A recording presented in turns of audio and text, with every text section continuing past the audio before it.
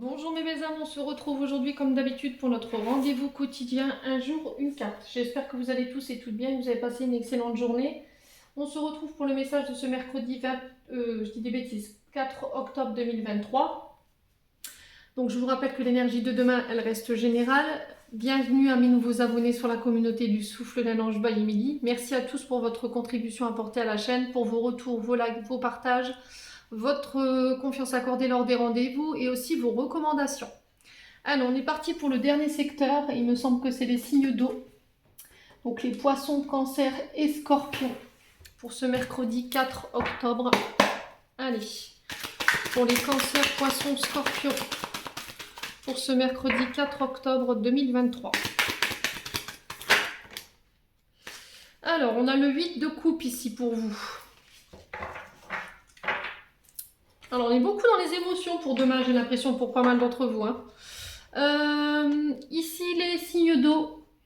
Pour certains, on vous dit qu'il y a une sensation d'errer sans but, de ne pas savoir où on va, émotionnellement, relationnellement parlant, ça peut être par rapport à une personne en face de vous.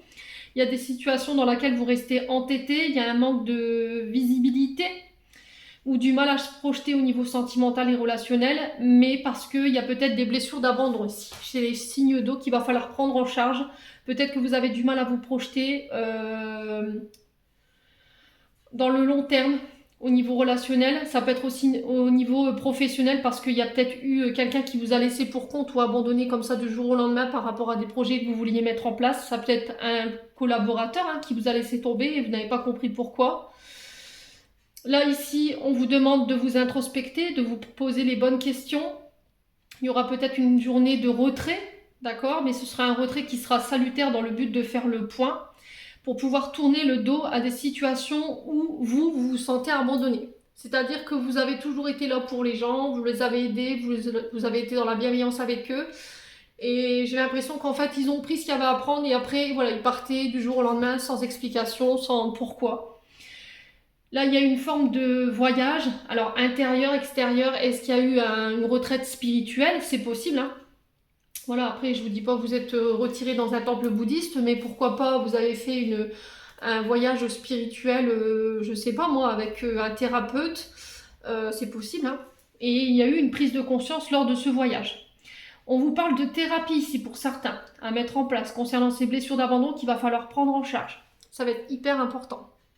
Ouais, ce 8 de coupe, il est là pour vous encourager à apporter les changements, à vous faire évoluer, à vous transformer. Il se peut que là, sur cette journée, il y ait des bouleversements.